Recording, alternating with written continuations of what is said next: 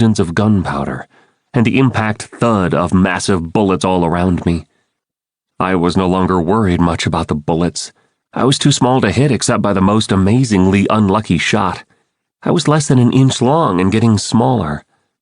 The dirt looked like a field strewn with boulders. The trunks of the bushes sprouting up from the ground were thicker and taller than any tree on Earth or my planet. My nostril slits closed and began to twist and push outward. Two stubby, hairy palps appeared, and these immediately began feeding an entirely new set of data to my brain. Smell, but not smell as an Andalite or human knows it. This was specific, targeted, directed smell. It wasn't smell that waits passively for whatever comes along. The palps were searching the molecules of the breeze, sampling, looking, hungry. Gossamer wings rose from the melting flesh on my back. My body pinched into 3 distinct segments: a tiny head, a muscular thorax, and a swollen, vast abdomen. Overlapping armored plates clanked down the bottom of my abdomen.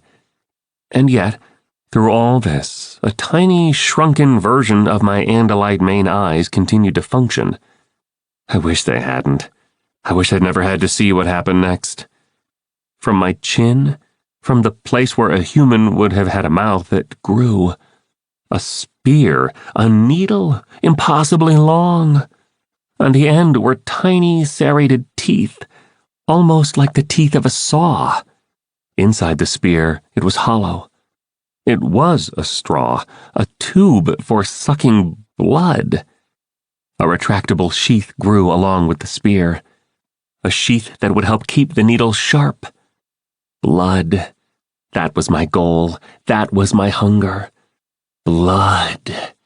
I fired my gossamer wings and rose, unsteady and wild, upward, to where my palps had located the scent they sought. The sweet scent of exhaled animal breath. The guidepost that pointed the way to food. Chapter 10. That's when my eyes stopped working.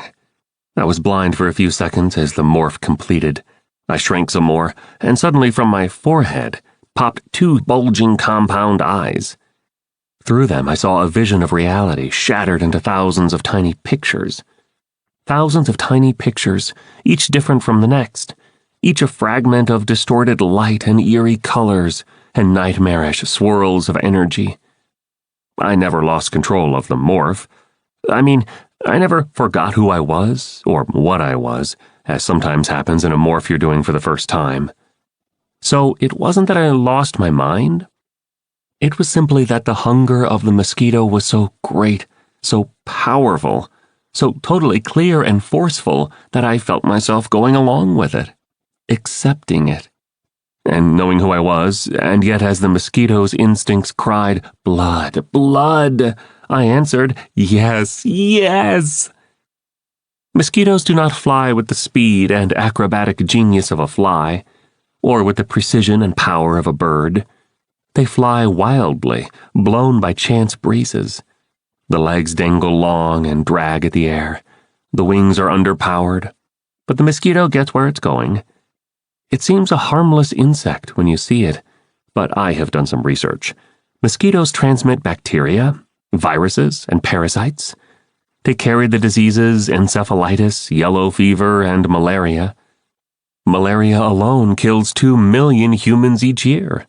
Mosquitoes are the greatest mass murderers on planet Earth.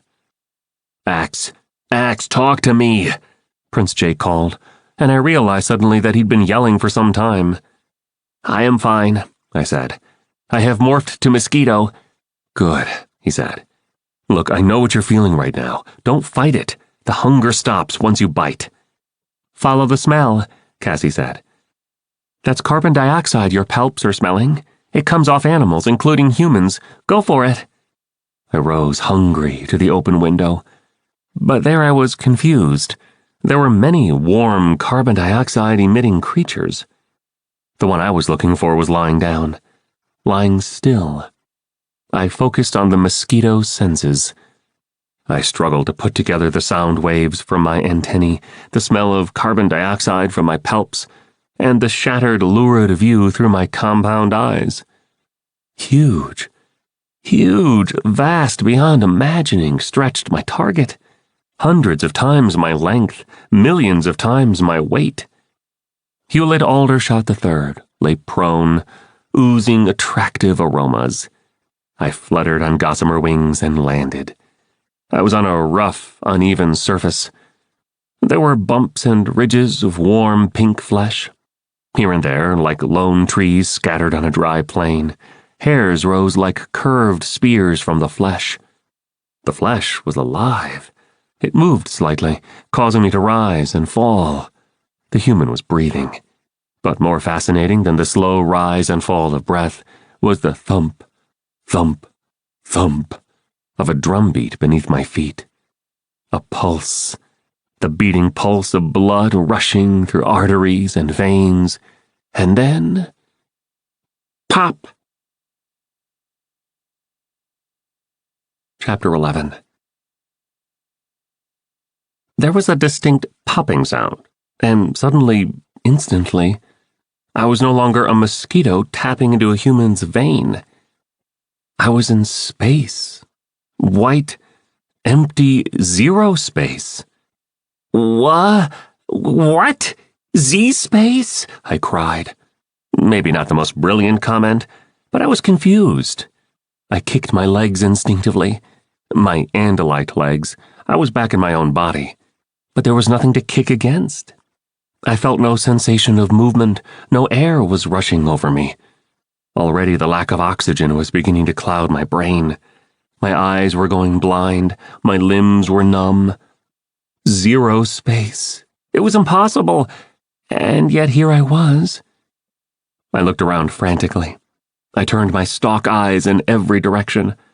I saw my own body, inside and out. An n-dimensional jigsaw puzzle, twisted so that I could see inside my own body. And there, to one side of me, were 4 human bodies spread out in the same way. Weird cross-sections. I saw Prince Jake's face, but also his beating heart and the muscle tissues of his legs and the inside of his brain. The same with the others. They were all writhing in agony. And there was one bird, very still. "Prince Jake, Tobias!" I cried. But of course they couldn't answer. There was no air to carry their mouth sounds.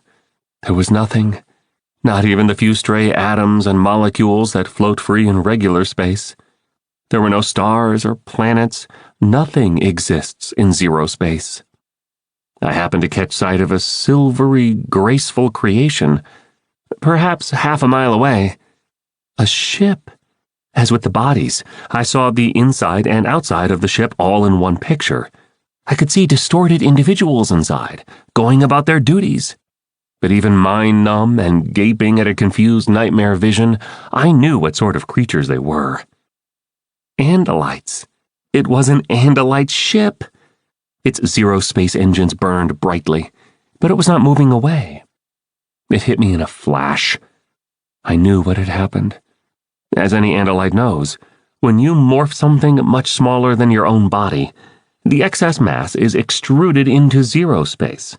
It hangs there, a wad of randomly arranged matter. Or at least that was the theory. There was nothing random here, because we were outside of normal three-dimensional space. I could see the insides of everything and everyone. But the bodies were still definitely human and Andalite bodies. They were not just random globs. Once, some time ago, I explained to my human friends about excess mass being pushed into zero space. They asked whether some ship traveling through zero space might not hit these matter bubbles. I'd laughed. After all, the odds were... Well, obviously it now seemed the odds were pretty good. The Andalite ship had come too close and had pulled us into its magnetic field. It was now dragging us in its wake as it blasted through Z-space. "Aboard the Andalite ship!" I cried with all the power I could still muster. "Andalite ship! Andalite ship! We're trapped in your wake and dying! Help! Andalite ship! Help!" The energy it took to cry out sapped my remaining strength. There was no air. I could literally see my own lungs collapsing inside me. I could see my hearts frantically beating, trying to keep me alive. But now the hearts were slowing.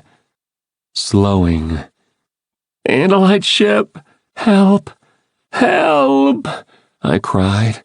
Help! I can't describe the pain of seeing my own fellow Andalites so close. The first Andalites I'd seen in so long. But of course they couldn't see me. Inside the ship, they preserved normal three-dimensional space. The Andalites in the ship saw only bulkheads and decks about them.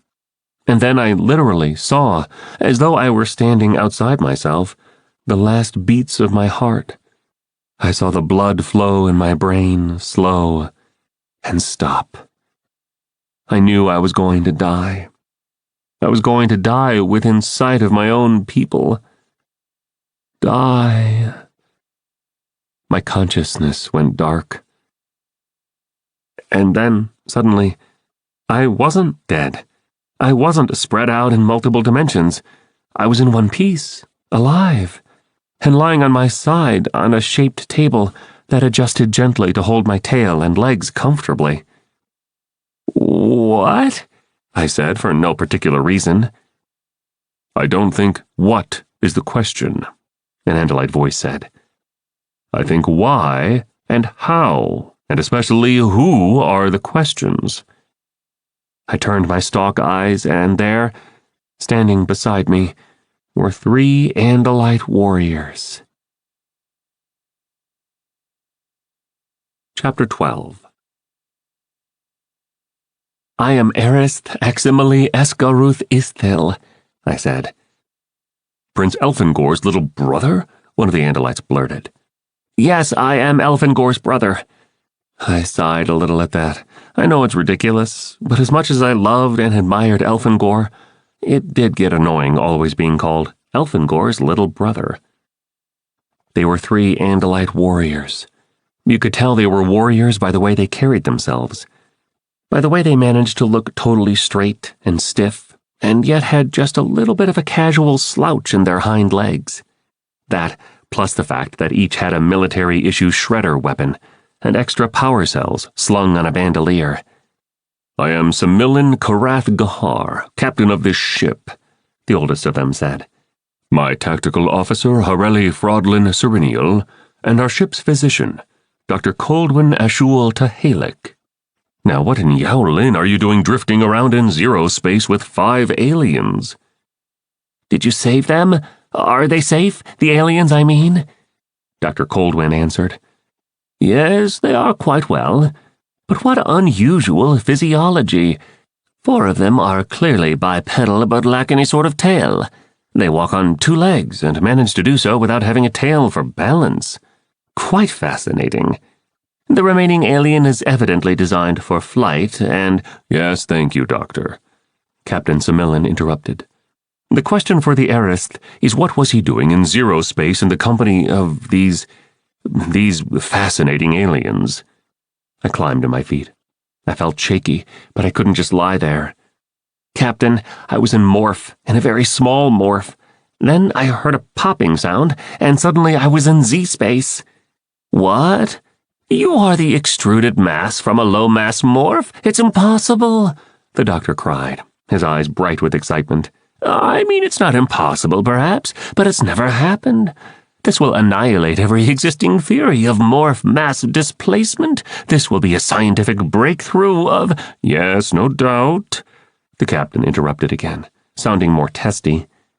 "But as fascinating as it is scientifically, I have a bigger question. We know how you came to be floating in zero space, Eris Thaxamili, but how did these aliens arrive here, since only Andalites possess the morphing power?" It was a direct question from a superior officer. A very superior officer. A ship's captain is lord and master of his ship. An Erist is basically something a ship's captain might scrape off his hoof. Even though the captain's tone was very accusatory, I had the sudden urge to start laughing. It was sheer relief. First because my friends were well, but also because I was back among Andalites. They looked like me, they spoke like me, they moved like me. I wanted to laugh and to be sad. "Answer the captain's question," the tactical officer roared, speaking up for the first time. As the number 2 officer, tactical officers are the ship disciplinarians. "Sorry, sir," I said. "It's just that I haven't seen a fellow Andalite in a very long time, and I thought I might be stuck on Earth for the rest of my life." The TO's fierce expression softened, but not much. The captain nodded and said, "Just give me your report, Arist." But he said it nicely. "Yes, Captain. I have been marooned on Earth for approximately 0.7 standard Andalite years. I believe I am the only survivor following a battle between the dome ship where I served and a Yeerk pool ship. The pool ship was assisted by a concealed blade ship belonging to Visser 3. The TO made a sneering, disgusted sound. "The dome was separated prior to battle, and I was in the dome. It wasn't by choice. I was ordered to the dome." I felt foolish defending my actions, but I didn't want it to look like I was some kind of coward. Anyway, the dome fell from orbit and crashed in one of Earth's oceans. I was down there underwater for several Earth weeks, until the humans came to rescue me. "The same humans who are now in sick bay?" the doctor asked. "Yes." "They used some human diving craft?" the TO asked. "No, they morphed into aquatic animals and rescued me." The captain showed no expression except a wary tightening around his main eyes. "They morphed. And where exactly did they acquire the ability to morph?" This was going to be hard. Some time ago, I had managed to make contact with the Andalite command.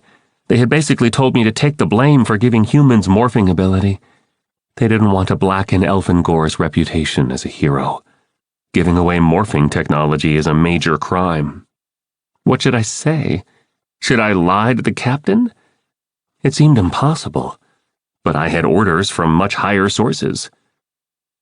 "I did, sir. I gave them morphing capability." The captain just looked at me. "I see. You are not a good liar, Arist Aximile." My heart skipped a few beats. "Sir?" The TO sighed. "You young fool. If you gave the morphing power to the humans, how did they manage to already be in morph the first time you saw them? Obviously, they were already capable of morphing by the time they discovered you." What could I say? I hadn't exactly had time to prepare a good story. I was supposed to be a mosquito a few billion miles away. Now I looked like a liar and an idiot. I said nothing, just tried to stand at attention. "Doctor, thank you," the captain said, dismissing the doctor. "Perhaps you'd like to go check on your humans and see if you can't analyze this zero-space problem young Aximile has discovered." The doctor left. The captain leaned close. "Arist Aximile, I'd like to know why you're lying to me." "I would never lie unless—" "Unless what, you insignificant Arist?" the TO cried. "You are addressing a ship's captain."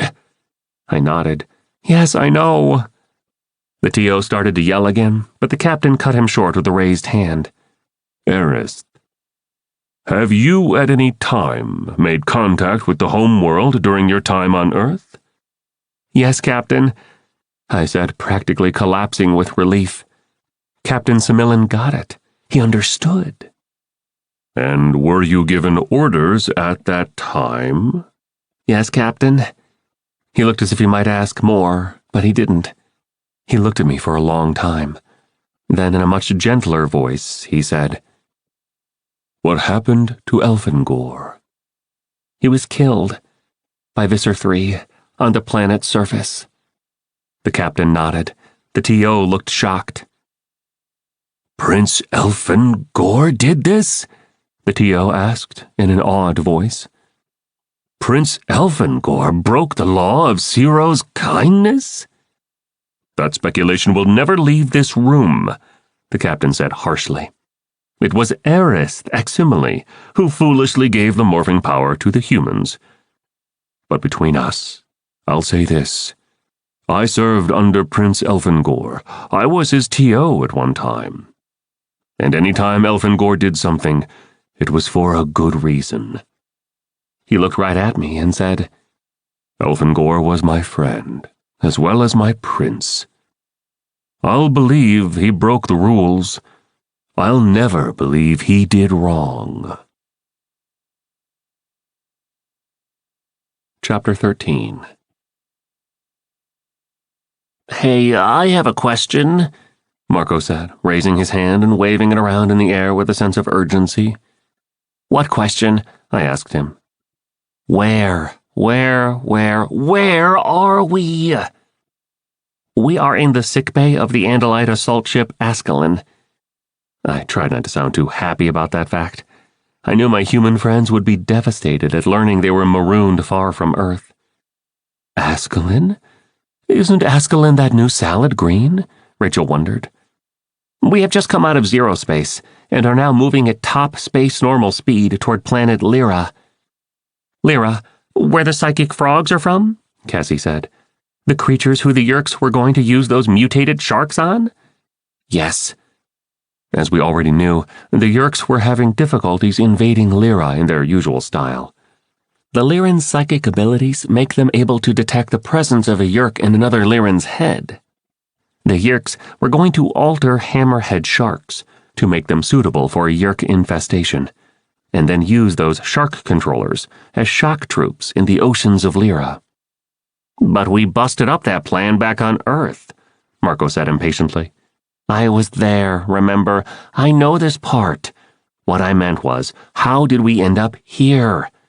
1 minute I'm a mosquito, then bim bam boom, I'm my cute, lovable self again, only I'm looking up at some Andalite who's asking whether I ever had a tail. I almost peed myself. I thought he was Visser 3. It seems our extruded mass was swept up in the wake of a passing ship. Everyone is very surprised and excited.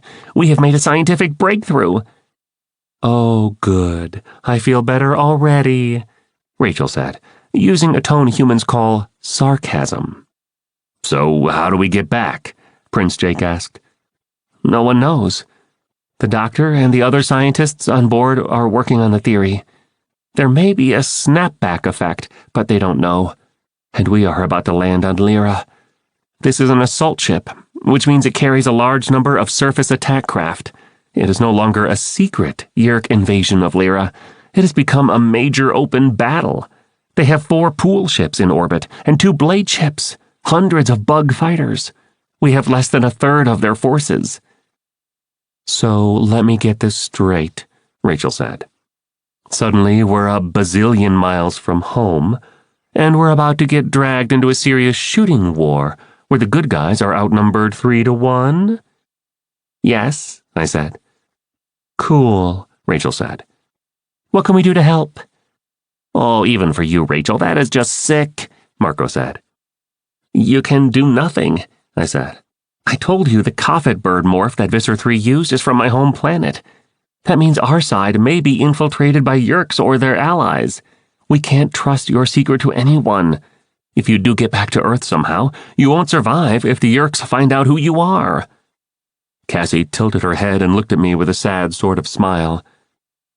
If you get back to Earth? Meaning you won't be going back with us? I wished I hadn't used those words.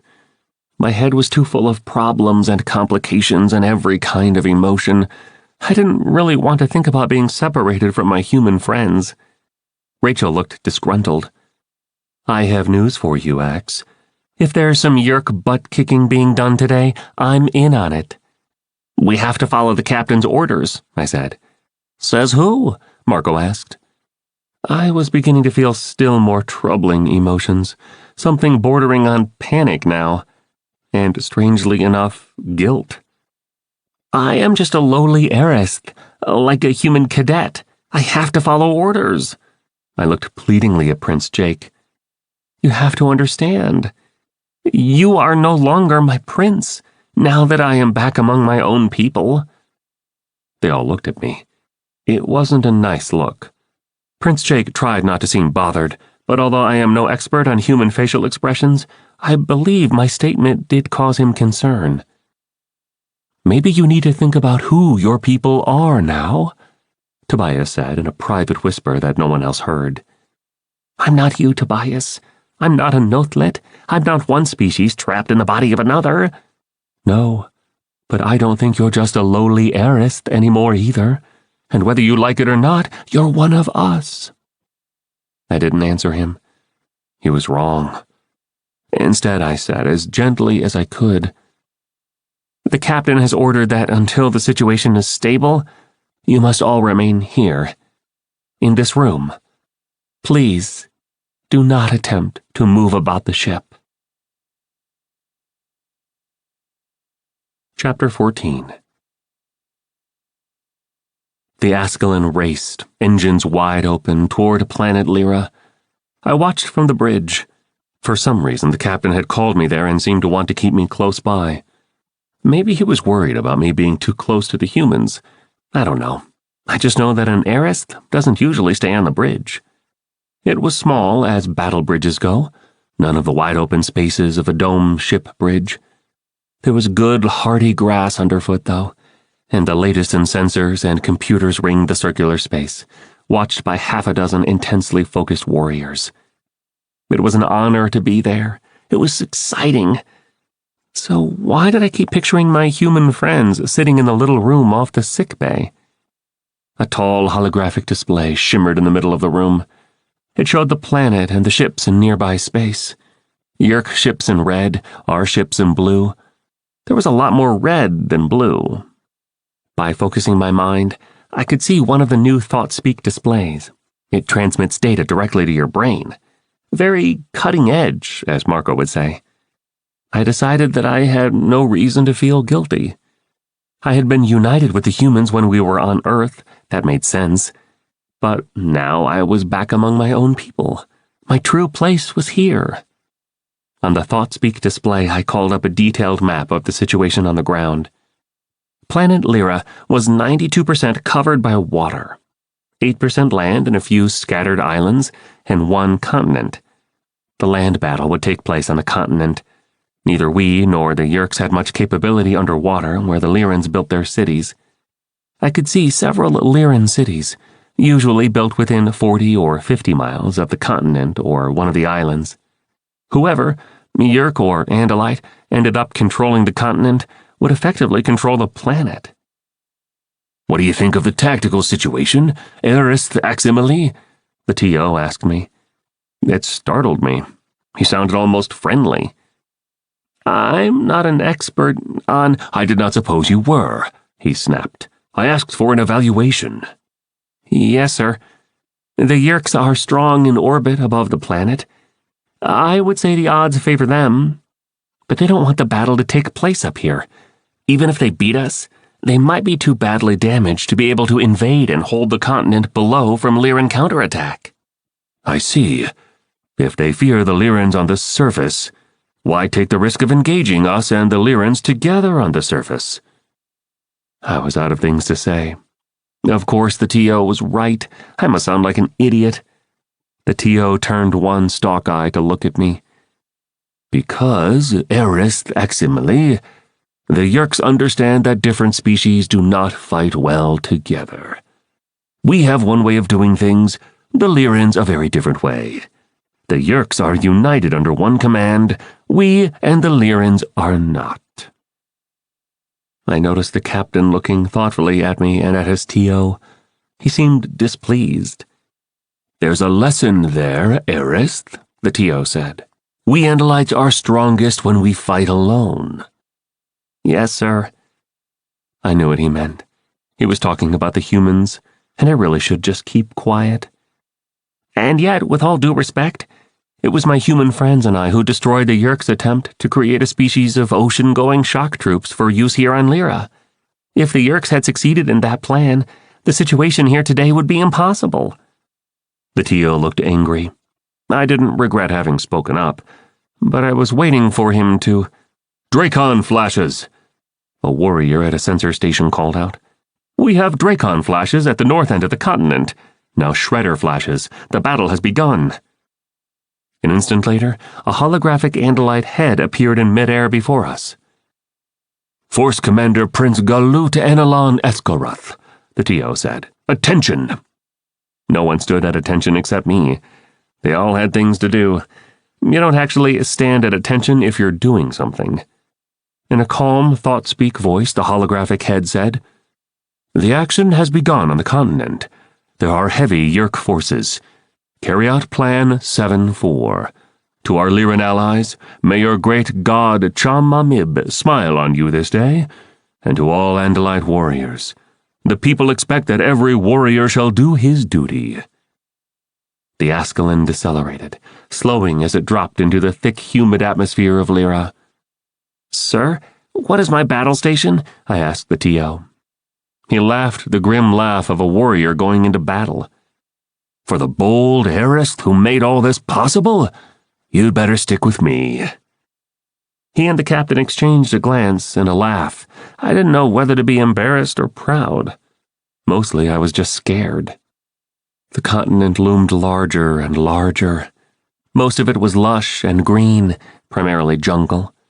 Green like Earth's forests and jungles, but with wide swaths of some brilliant yellow vegetation too. The northern end of the continent was less fertile, more barren, probably colder. It was in one valley, there, that the battle was underway. "Visual," the captain ordered. "Magnification optimum." The hologram that had showed space now switched to a startlingly real picture of the valley. I could see Yeerk forces, mostly Hork-Bajir with a reserve of taxons, and a scattering of Geds, dug in on high ground around the west rim of the valley. They had erected massive force fields covering their back, thus forcing our forces and the Lyrans to come at them head-on. Our ground skimmers were racing across rock and through scattered trees, firing and being fired upon. A force of Lyrans was on foot, scrabbling over the rocks almost unprotected to assault the Yeerks. "You see why the Yeerks chose to fight here?" Captain Similin said. "As the TO was saying, different species under different commands cannot function well together. You see, we waste our forces protecting the Lyrans from being mowed down, and as a result, we are weak." "The Ascalon will turn that around," the TO said confidently. "Landing approach," a warrior called out. Then, "Captain, malfunction in the ground approach guidance system." The captain looked perfectly calm. The TO swung his face toward the warrior who'd spoken. "What?" he roared. "Sir, the controls are frozen. I've been locked out. Attempting to override. Override failing." The TO leaped to the console. His fingers flew across the fields and resonators. I saw his concentration as he made the mind link with the system. Then, with absolute horror on his face, he turned to the captain. "Captain, we are on approach to land behind Yeerk lines. We won't have a prayer." The captain walked calmly over to his TO, and then, thwap! The captain whipped his tail blade like lightning. The blade hit the TO at the base of his tail. Tio Hareli's tail fell to the deck and twitched. Every warrior on the bridge froze, staring at the impossible sight. The captain drew his shredder and fired. Tsew, tsew! Warriors fell to the deck, stunned unconscious. The air crackled with heat. Static electricity sizzled and danced in blue flame across bodies and equipment alike. Only the bleeding, horrified TO was left conscious. A deliberate insult. He was no longer dangerous.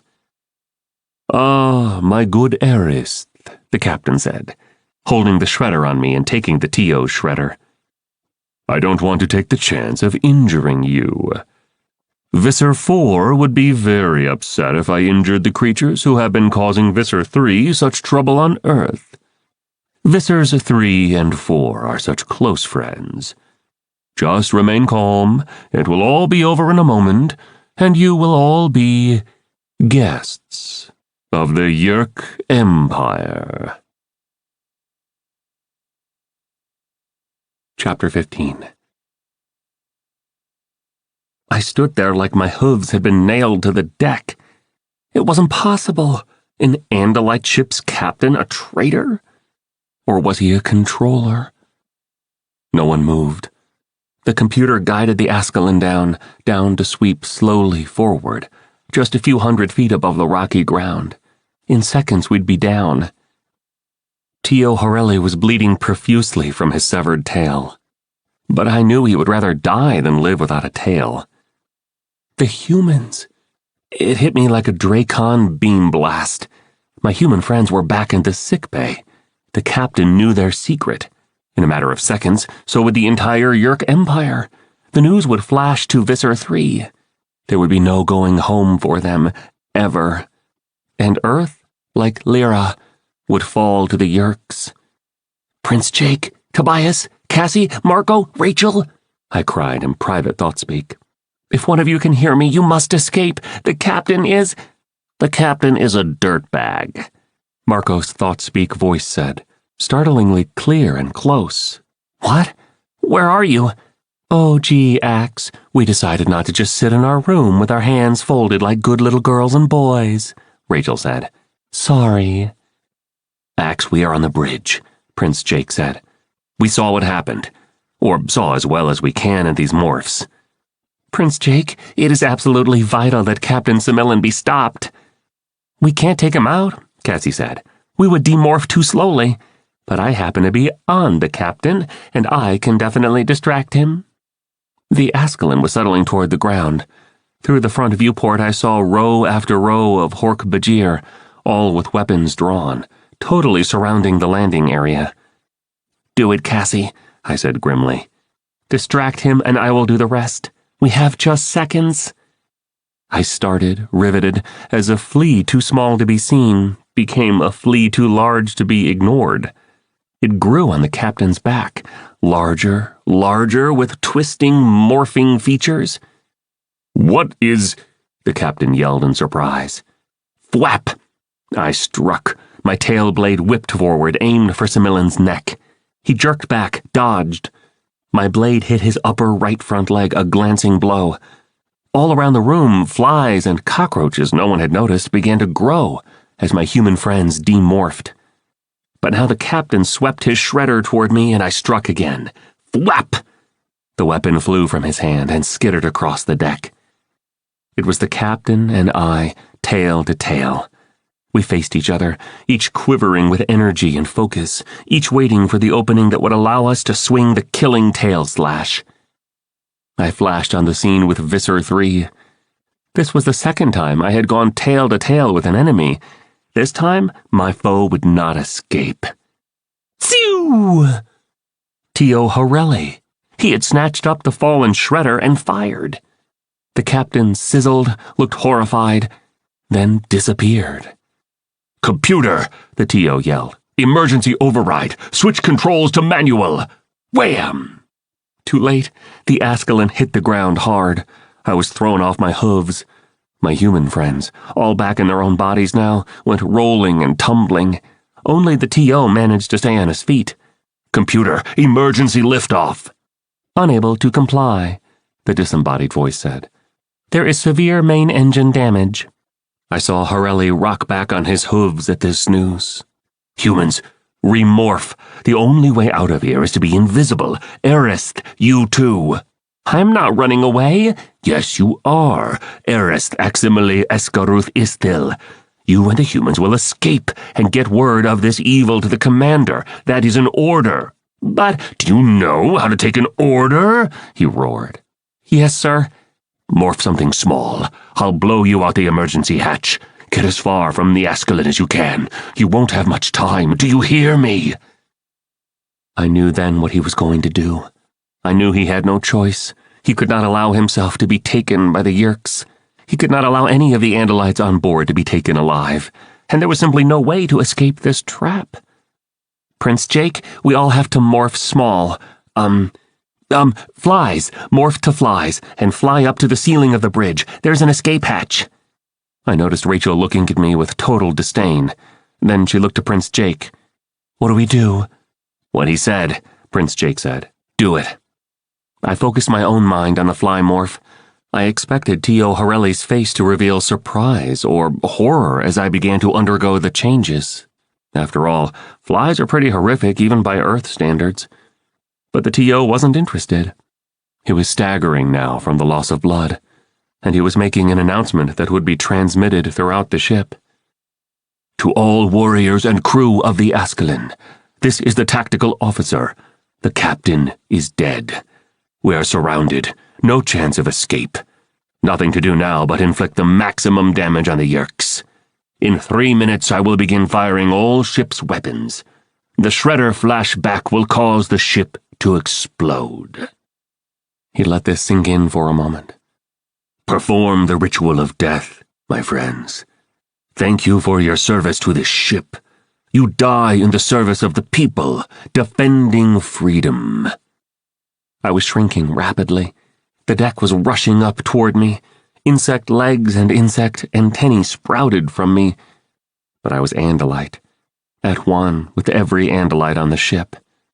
From all over the ship, 100 thought-speak voices spoke the words of the ritual. I couldn't help but join them. I am the servant of the people, I said. I should have bowed my head, but I no longer had a head that could bow. I am the servant of my prince. All over the ship, I knew my fellow Andalites were raising their stalk eyes upward. I am the servant of honor, I said, and heard the echo of all those strong voices. My life is not my own when the people have need of it. My life is given for the people, for my prince, and for my honor. I fired the fly's legs, started the wings beating, and flew up toward the escape hatch. I have never felt worse than I did at that moment. So many would die, and I would live. Arist, the Tio said weakly. Yes? Maybe I was wrong. Maybe different races can be stronger together. Go with your humans and prove me wrong. The escape hatch blew open before I could answer. A powerful rush of escaping air launched me out into the Lyran dusk. Jake? Prince Jake, I said. We must get as far away as we can. We flew, rolling and tumbling through the air, riding the strong breeze wherever it took us. When the Ascalon blew itself up, we were safe from the blast. And safe, too, from the thought-speak cries of 100 dying heroes. Chapter 16. Okay, now what? Rachel said. I didn't have an answer. I couldn't think. I just kept turning it over and over in my mind. An Andalite ship's captain had turned traitor. It was impossible. Because the more I thought about it, the more I realized he could not have been a controller. The Ascalon had been in space for weeks. In order for a Yeerk parasite to have lived in Captain Simillan's brain, it would have to have had Kandrona rays. There was no way for even the captain to conceal a portable Kandrona aboard the ship. I said, "Now what?" Rachel repeated. "I don't know," I said. "Well, if you don't, who does?" she demanded. "What are we going to do? Fly around looking for the nearest dumpster so we can see if there's a tasty pile of rotting fruit? Come on, we need a plan." I don't know what to do." "We need to find a way home," Marco said. "Obviously, thanks to Captain Benedict Arnold back there, this whole war is going bad on us. I didn't think the almighty Andalites did things like that. I thought it was just us poor, dumb, primitive humans who'd sell out to the bad guys."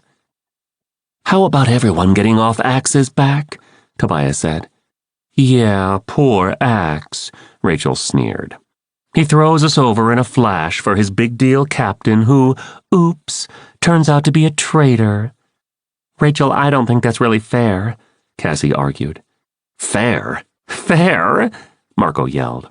"If it wasn't for us totally ignoring Axe and his precious captain, Axe would be dead back there along with—" "I wish I were," I cried. I wish I were back there with them. I wish I had died with them.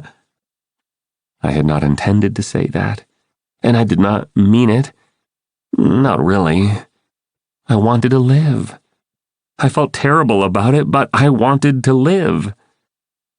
Okay, everyone shut up, Prince Jake said at last. That was rough, what happened back there. A lot of good guys just died. Everyone is hyped up, so let's just chill. He waited a few moments before going on. Here's what we do. We keep flying till we're near the 2-hour limit. We won't get far in these bodies, even with this breeze, but we want as much distance as we can get. We flew in silence, seeing the strange planet through the distorted compound eyes of flies, hearing almost nothing, smelling things we could not identify. We were alone in silence with our thoughts. And after a while, I almost wished the yelling and accusations would start again. It's a terrible thing, living when so many others have died. It's terrible because no matter what you do, a single thought keeps popping up in your head. I'm glad it wasn't me. I was glad it wasn't me.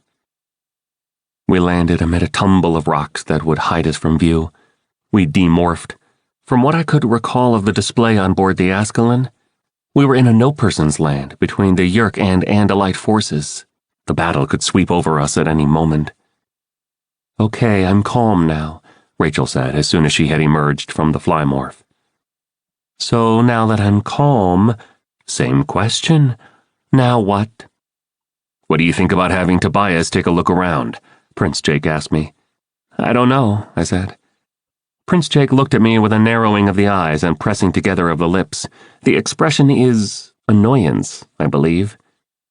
Tobias, go up and take a quick look, Prince Jake said. Tobias flapped up from the ground. Prince Jake looked at me. Now listen up, Axe. I know you're feeling bad. For lots of reasons, probably. But you feeling bad doesn't let you off the hook. What hook? Look, we got Andalites shooting at Yeerks. We have no humans in this fight except for us. Maybe you're not the big expert, but you know more than we know. So snap out of it. Tobias circled overhead and came quickly back down to land somewhat painfully on a point of rock. We have about 1,000 heavily armed Hork-Bajir on one side, coming toward us fast.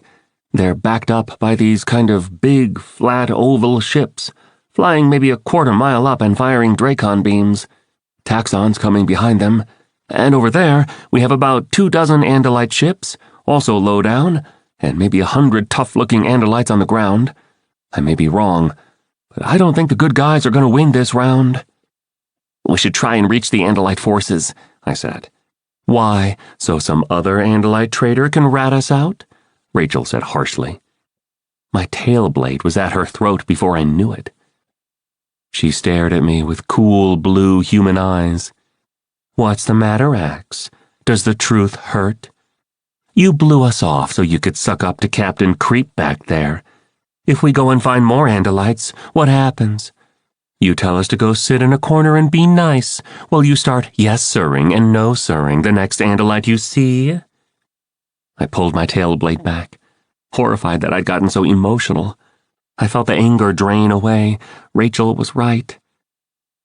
I made a mistake trusting Captain Samillan. I made a mistake dismissing all of you. You have kept me alive and befriended me for a long time. All I can say is that none of you knows what it's like to be completely cut off from your own people. One of us does, Tobias said quietly. All I can do is say I'm sorry, and I will consider Jake my prince until he says otherwise. I turned to face Prince Jake, focusing all my eyes on him. You are my prince until you, and only you, say otherwise. For once he did not say, don't call me prince. Instead, he said, fine. Now what I want to know is this. Is there anyone on the Andalite side we can be totally sure of? It was a hurtful question. I felt the last of my pride melting away. The commander. If he were a Yeerk spy, this entire battle would already be lost. It looks pretty lost to me, Marco said bluntly. Force Commander Prince Galut Enelon Esgaruth lost his entire family to a Yeerk raid on an Andalite outpost. His entire family, wife and 3 children, they died rather than be captured. Their bodies were fed to the taxons. We can trust Prince Galut, I sighed. And we probably should trust no one else. Chapter 17. It sounded simple. Reach the Andalite forces. But it is a very dangerous thing, advancing toward a lot of angry, very dangerous, very heavily armed, very nervous warriors. The automated defensive grid will fire at anything in the air that comes too close, I warned. Anything. If it is more than a few feet above the ground, the sensors will pick it up, target it, and fire. This ground is too rough to walk over, Cassie said thoughtfully. And it's getting dark. We could try smaller birds. The seagull morphs again. No, wait, bats. Not as fast, but very agile, and with echolocation we can fly close to the ground, even in the dark. To the bat morph, Robin, Marco said, with cheerfulness that seemed totally out of place. We morph, then we fly, hugging the ground the whole way, Jake said. Once behind Andalite lines, we try and figure out a way to reach this Prince Galut. He looked at me. And whatever happens, we stay out of this battle till we reach Galut. Understood? Yes, Prince Jake. Prince Jake looked at me with an unsmiling mouth. Then he said, Don't call me Prince, and formed a small smile with his mouth parts. Yes, Prince Jake, I said. I had been in bat morph before, and after doing mosquito and fly morphs, it seems almost normal. It has fur, for one thing, and I find fur very comforting, even when it is dark brown and very different from my own blue. But bats are almost cripples on the ground. Bat legs are stunted and clumsy, and their front legs, or arms, whatever, are encumbered by leathery wings. Being unable to run is disturbing for any Andalite. I focused on the bat, this strange creature from a strange planet so far away. I shrank, down and down, as if I were falling. As if I might fall into one of the thousands of bubbles in the volcanic rock beneath me. My front legs withered and left me almost face down on the rock. My tail blade crinkled like a burning leaf. The crinkling, withering worked its way up my tail. I couldn't help but picture the tactical officer in those horrible moments after the captain had struck and cut away his tail. I hadn't liked T.O. Horelli. He seemed to me like too many older officers, full of prejudices and arrogance. But he had been a true Andalite. He had died a hero. Now my hind legs began to shrink, staying perfectly symmetrical till they were quite small. Then at the last moment, tiny claws replaced the hooves. My arms moved back, rotating a few degrees around my body. My fingers elongated relative to the rest of the arm, which was shrinking. Skin began to grow in loose gray, then black folds. It hung down from my arms as if I were wearing very loose human clothing. Clothing is pliable fabric designed to cover the human body, sometimes as protection against the cold, but mostly, as I understand it, because humans believe much of their body to be unacceptable. They are right, of course, but they cover all the wrong parts. There is nothing uglier than a human nose. The loose-hanging skin tightened and became wings. My ears grew larger, and, of course, like almost all Earth creatures, I acquired a mouth. I could see quite well, not as well as a bird of prey, but almost as well as a human. But sight is not the special power of bats. The special power bats have is the ability to fire a series of ultrasonic sounds that bounce off solid objects and send back a sonic picture to the bats. The Lyran sun was dropping fast. The bat eyes were already straining to see, but I had a perfectly clear picture of the rocks around me. Okay, let's go find this Andalite honcho, Marco said. I flapped my wings and flew, once more in the company of my human friends. I felt strangely at home, as though, despite Prince Jake's anger and Marco's sneering and Rachel's outright suspicion, I belonged with them. For some reason at that moment, even with the images of death aboard the Ascalon fresh in my mind, I saw myself far away, in a very different body, eating delicious cinnamon buns with a mouth. I wanted to be back there. I wanted to be back on Earth. Captain Semillon had sold out to the Yeerks. Was I selling out to the humans? Chapter 18. I flapped my leathery wings and fired my echolocation bursts and flew just inches above the rocks. The bat's echolocation sense created a sort of picture, like a sketchy line drawing, with edges all sharp and clear and surfaces just sort of scribbled in. I dived between rocks and rose just millimeters before hitting obstructions. I turned left, left, and sudden acrobatic jerks. "This is insane!" Marco yelled. Insane can mean several things when used by Marco. It can mean stupid, or it can mean fun. I think in this case it meant fun, because as insane as it was exhilarating. "Yee-haw!" Rachel yelled, then laughed her feral, dangerous laugh. Soon it was a sort of precarious game. How close could I fly to the jagged rock edges without ripping a wing or crushing my fragile bat bones in an impact? And it took my mind off darker, muddier thoughts.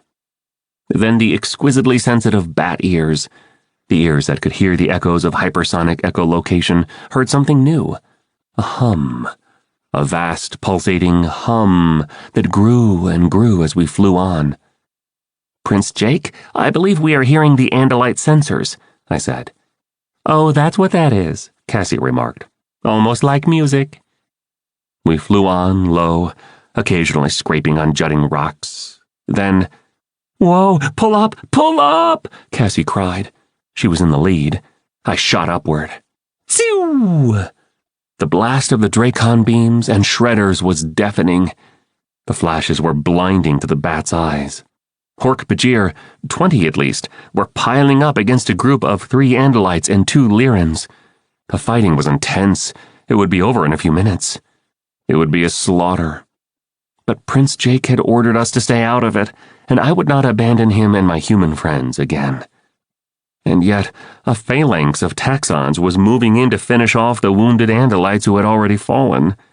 To my surprise, it was Cassie who said, "Jake, we should do something." "Didn't I say we had to stay out of the battles?" Prince Jake demanded. "Yeah, that's what you said," Tobias answered. "So what are we really going to do?" Prince Jake hesitated. Then he said, "Okay, let's rescue them. Land, demorph, remorph, fast, fast, fast."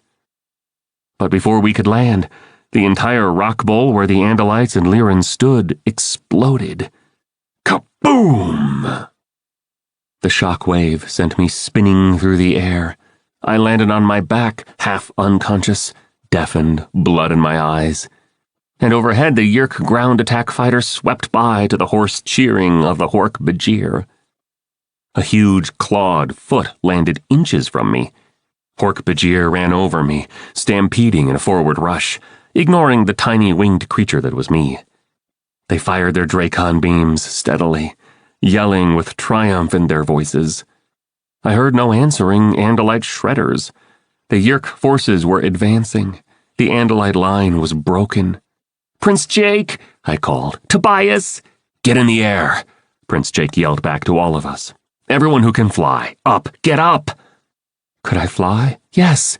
I rose from the ground just as the first wave of taxons came rushing forward.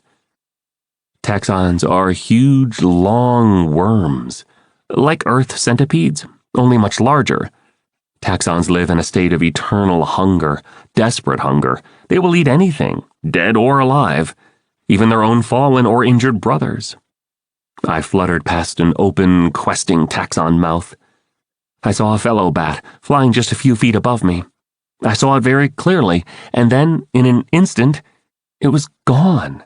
Simply gone. "Where's Tobias?" Rachel cried.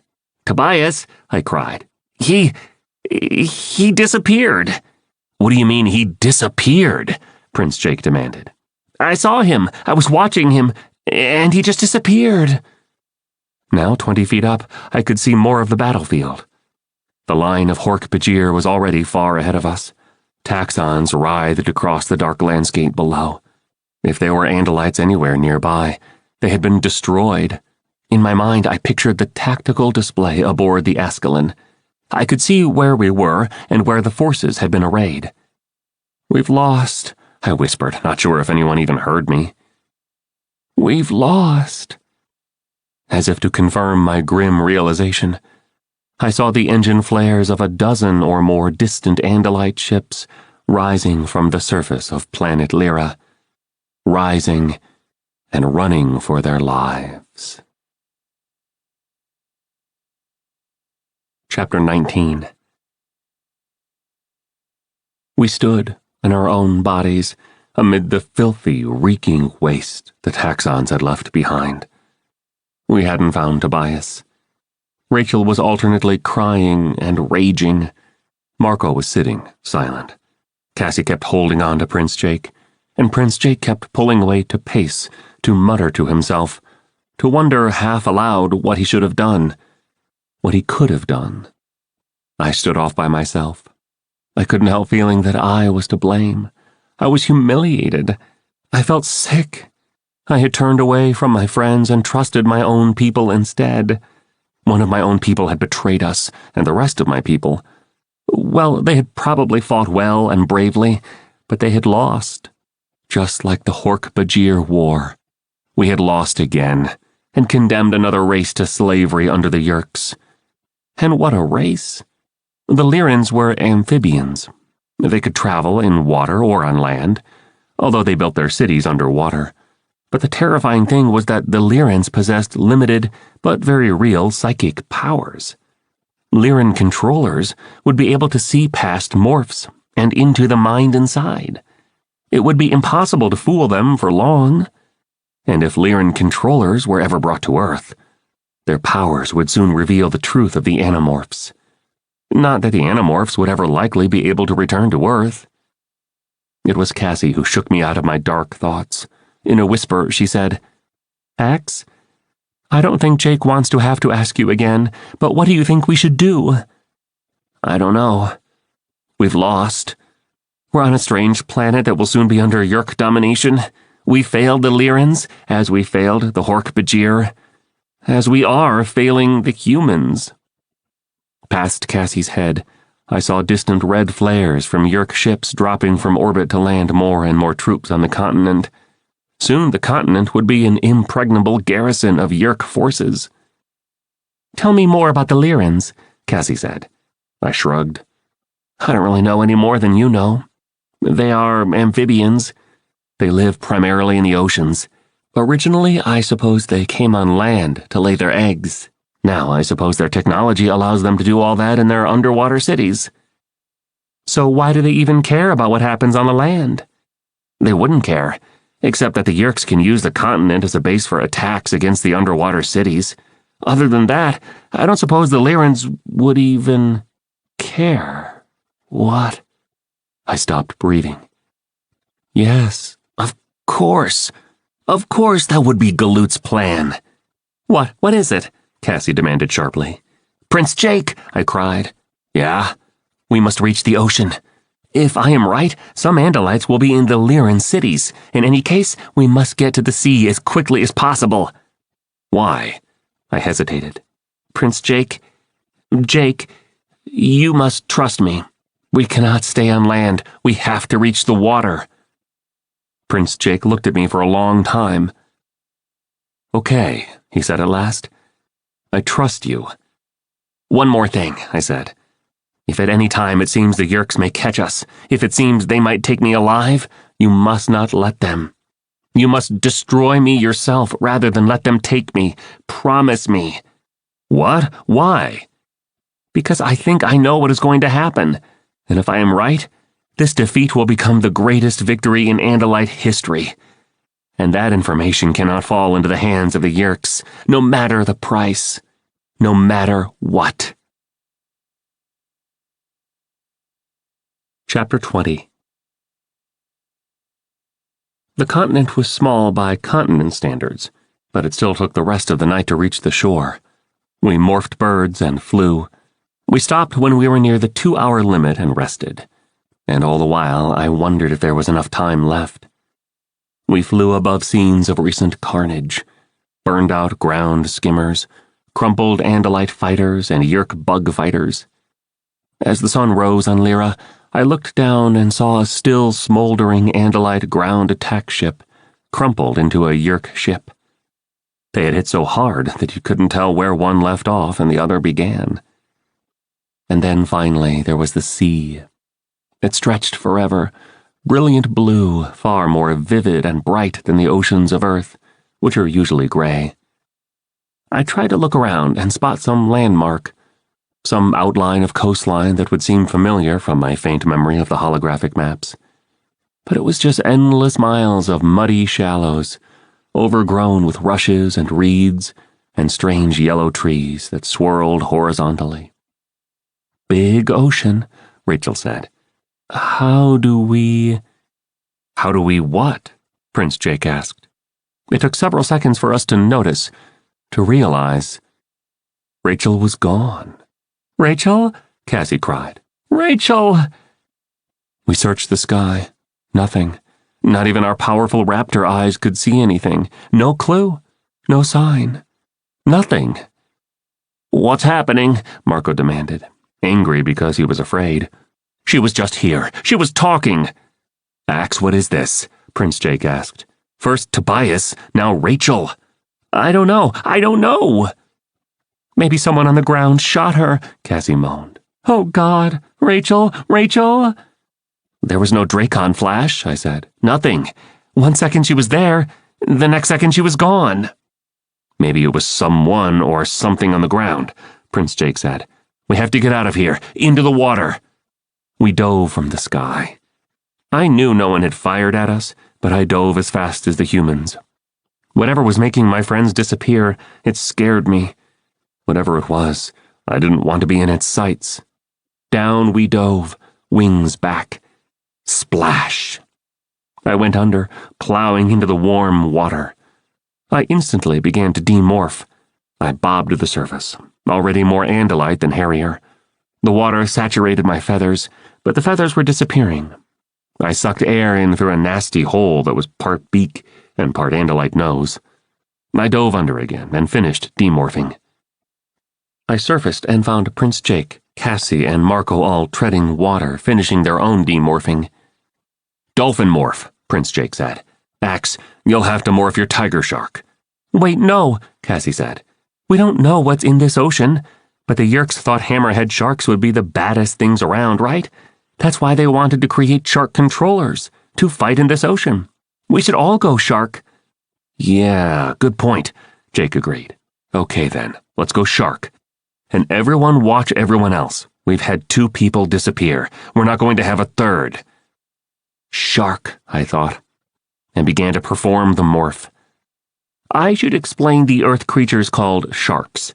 They are fish. They breathe by extracting oxygen from the water itself, using thin membranes called gills. But there are many fish in Earth's oceans. Only a few are called sharks. Some sharks are pleasant, peaceful eaters of plankton. Others are small and prey only on smaller fish. But there are some sharks that humans call man-eaters. These sharks are swimming, killing machines. If it is possible to imagine a Yeerk having its own natural body, a body perfectly adapted for the Yeerk's ruthlessness and destructiveness, the shark would be that body. It has massively powerful jaws, lined with razor-sharp teeth. It has skin that is literally covered in millions of very tiny teeth, skin that can rip human flesh. And it has an array of senses, each attuned to one thing: finding prey. Finding and killing. Excellent eyesight, excellent sense of smell that can detect a handful of blood molecules diluted in 1 billion gallons of salt water, an electrical field sensor that feels the energy of other living creatures. If some scientist had sat down to design the ultimate seagoing predator, the ultimate seagoing biological weapon, and had come up with the hammerhead shark, he'd be very proud of his work. I felt myself morphing the shark, felt the scythe-like dorsal fins grow from my spine, felt my tail blade split to become the swept-back, skin-slicing tail, felt my stalk eyes move out to the sides to become the ugly hammer's head, felt the new senses come alive in my brain, felt the teeth, the rows of serrated, triangular, flesh-ripping, bone-crunching teeth. And I felt the shark's cold, clear, brutally focused mind join my own. I kicked my tail and moved through the water. Jake, Cassie, and Marco swam beside me. I suppose, like me, they felt powerful at that moment, and would have felt more powerful still, except for one terrible reality. There should have been 6 of us, and now only 4 sharks swam out into the Lyran Ocean. Chapter 21. I wish Rachel and Tobias were seeing this, Cassie said. Her thought-speak voice was a mix of wonder and bitterness. This is nothing like Earth's oceans. It was true. The continent might have been a dull, uninteresting place, but the ocean was amazing. Earth's seas contain many fascinating and wonderful creatures, but most of what you see as you swim there is murky water and a sandy bottom. In this ocean, the water was as clear as air. Clearer, in fact, than Lyran air, which is so heavy with humidity it sometimes seems like you're breathing clouds. The water was perfectly, utterly clear. We were swimming in water that was 40 feet deep, and we could see every detail on the ocean floor. And what detail! Huge, billowing creatures like white and yellow sails, triangular with biological propellers at each corner, brilliant, electric blue worms or snakes, each 70 feet long, swimming in wild schools, a bizarre creature that rose and fell through the water by blowing air into a bladder so thin it was almost transparent, a wonderful sort of fish in the shape of a screw that rotated its way through the water. And these creatures weren't scattered here and there, but everywhere. The Lyran Ocean was a madhouse of life forms. Spread around across the ocean were bubbling chimneys of rock and soil, encrusted with squirming, writhing creatures, small and less small. My shark senses could feel the electrical discharge from these chimneys and the intense warmth. As I watched, a massive school of the brilliant blue worms came swirling around one of the chimneys. It swirled, and my shark senses could feel the energy flow from the chimney into the worms. Look at that, Cassie cried, excitement overcoming her sadness. 1,000 marine biologists could stay happy for 100 years just studying this one small area. The animals, the plants, the whatevers. I wish I knew more. I know this friend of my mom's who studies the ecology of coral reefs. She would cut off her arm to spend an hour here. The creatures are feeding off the geothermal energy and electrical charge from these chimneys, I said. This may be an environment without predators. It has predators, Marco said darkly. The Yeerks are here, and we're here, for now, until suddenly we go poof, like Rachel and Tobias. That brought us all back to reality. Still even afraid, even sad, even desperate. We could not ignore the wild, incredible scene all around us. We glided, dark and deadly, through a peaceful sea. The Yeerks had been clever to consider using sharks to control this ocean. Wherever I looked, I saw no razor teeth, no crushing jaws.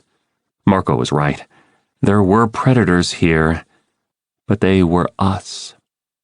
And then... Hey, aren't those Lyrans? Prince Jake said. Down and to the left. I looked. Yes, they looked like the one Lyran we had seen on Earth in the company of Visser 1. They were mostly yellow. They had skin that was slimy as if covered with ooze, yet rough in texture like gravel. They had large webbed back legs. For arms, they had 4 tentacles arrayed around their plump barrel-shaped bodies. The head was quite large, with a bulge at the back, It sat right on the shoulders. There was no neck. The face bulged outward and seemed to have just two features: a huge, wide, almost ridiculous mouth, and big, bulging eyes of a green that seemed almost to be lit from inside. There were 4 Yeerks. They were riding on water jets. The water jets were long, narrow tubes, flared in front to make a sort of wing, flared again and back to give extra maneuverability. Arrayed along the back wing were clusters of very narrow tubes pointed forward. They had obviously spotted us and were coming toward us. "Probably wondering what we are," Cassie said cautiously. "They've never seen sharks." "These are the good guys, right?" Marco said. "I mean, these are the guys everyone's trying to save from the Yeerks." "Yes, maybe we should contact them. They could lead us to the nearest Lyran city." "Do it," Prince Jake said. "Lyrans," I yelled. "Lyrans, I am an Andalite in morph." Choomp! The spear flew through the water, only slightly slower than a human bullet. I jerked left. Too late. The spear pierced my tail and kept on flying. "Hey!" Marco yelled. "I'm an Andalite! Andalite!" I cried. "Your friend! Your ally!" "Aximili, Esgaruth, Isthil, and 3 humans from planet Earth, not our allies," a cold, thought-speak voice said. He laughed. "You have no secrets from these psychic Lyran minds." And suddenly the water boiled with the firing of a dozen spears. Choomp! Choomp! This time we were more prepared. Still, we were not fast enough. A spear hit me in the side and stuck. Prince Jake avoided being hit, but Cassie was speared through and through. Marco was hit twice. Shark blood billowed. The Lyran controllers laughed. "Die, Andalite. Die, humans. We'll carry your bodies to Visser 4. "Hey, Great War! You can't tell who's on what side," Marco yelled. "What is this, Vietnam?" 3 of us had been hit, but none of us was dead. The spears were fast, but very thin. No doubt they were deadly to Lyrans or to other creatures of this gentle ocean. But we were only hurt, not crippled. "We don't seem to be dead just yet," I said to the Lyran controllers. The Lyran controllers gaped with their big green eyes. But the Haruchin spears are deadly," one of the Lyran said. He sounded like he was pouting. "Nah, maybe around here they're deadly," Prince Jake said. "But we're from a much tougher neighborhood." "Think it's true what they say about frogs?" Marco asked. "Think it's true that they taste like chicken?" Chapter 22. We launched toward the Lyran controllers. Sharks are very fast in short bursts. Too fast for the shocked Yeerks inside the Lyrans to react. They tried to turn their water jets around. They were still trying when they were hit by 4 frustrated, scared, angry people in shark morph. Andalites understand about tail fighting, but there is something very intimate and intimately violent about attacking with a mouth. You have to get very close. You smell and feel and touch your enemy. We hit, mouths open. We hit, and in a flash the 4 Lyran controllers were off their water jets and trying to swim away. They kicked their big hind legs, but they were too slow. Using their psychic powers, they could feel our anger. It must have been terrible for them. It must have been terrifying. I didn't care. But then, I was rocked by a powerful psychic vision. A vision that cried out in despair and agony and desperate hope. One of the Lyrans had managed to squeeze out this plea for help. The Yeerk in his head was busy trying to stay alive, and the real Lyran had seized the moment to send this vision. The picture that appeared in my head was grisly and awful, but I knew it was real. "Prince Jake, bite their heads! Bite off the large lobe at the back!" "What?" Cassie cried. "They're beaten already. I'm not going to kill them." I lunged for the nearest Lyran controller. The Yeerk in his head knew what I was doing. But when he tried to jerk aside, I slapped him with my tail, stunning him. I opened my mouth, then bit down hard on the lobe at the back of his head. But what was most shocking to see was the Yeerk itself. It was ripped from the Lyran's head. The Yeerk writhed, helpless in the seawater. "The Yeerks are positioned in their rear brain lobes," I said. "Bite them off." "It will kill the Lyrans," Cassie said. "No," a strange voice said. "It will free us." It was 4 of us against the 3 remaining Lyrans. It was short but brutal work. 4 doomed Yeerks writhed, fatally out of place in the Lyran water. "Thank you," the Lyran said. It wasn't normal thought-speak. It was deeper than that. Images, ideas that appeared in our minds that we then translated into words. "You need medical help," Cassie said. "Maybe I could demorph and—" "No, we will be fine. We can regenerate most body parts. It will take some time and we will be weak, but there are caves nearby where we can rest and be safe. Thank you, thank you." I've experienced some strange events, but 4 bright yellow Lyrans with half their heads removed actually thanking us was definitely one of the strangest. "We need to reach the nearest Lyran city," Prince Jake said. "Which way is it?" "It will be very difficult. In the last months, the Yeerks have captured many of us and forced us to be controllers. There are many like us between here and the City of Worms. You are powerful, but if even one Lyran controller encounters you and then escapes, your secret will be discovered." "So how do we get there?" Prince Jake wondered aloud. "Morph the Lyrans," I said. "Yes," the Lyrans cried. "Yes, morph us. Take our water jets. As long as you stay away from other Lyrans, you will be safe from psychic probing."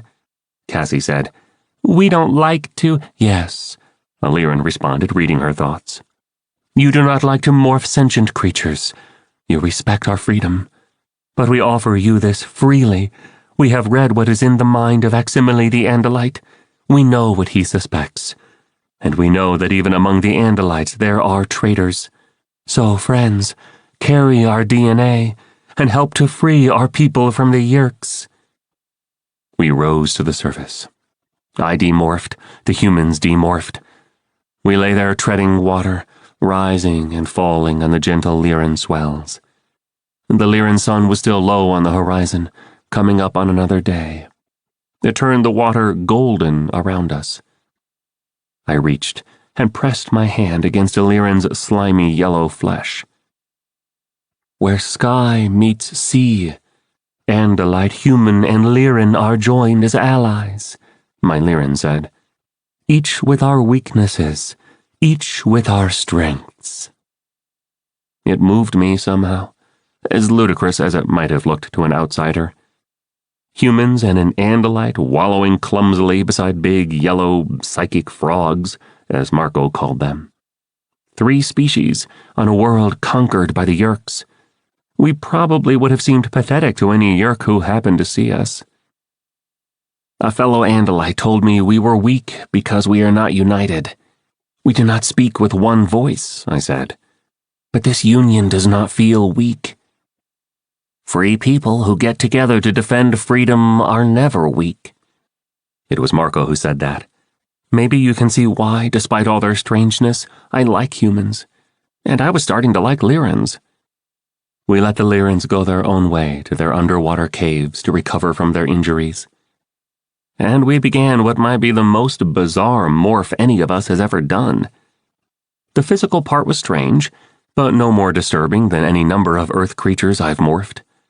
The powerful webbed feet and back, the 4 sinuous tentacles, the necklace head were almost ordinary compared to the body of a fly or a cockroach.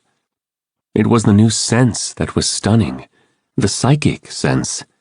It wasn't that I could read every thought in the heads of Prince Jake and Cassie and Marco, but I could feel enough of their secrets to be embarrassed for them.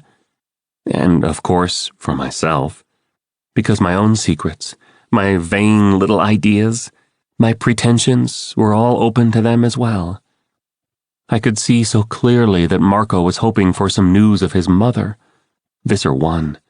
He wondered if she was here on Lyra, if she had survived our last encounter.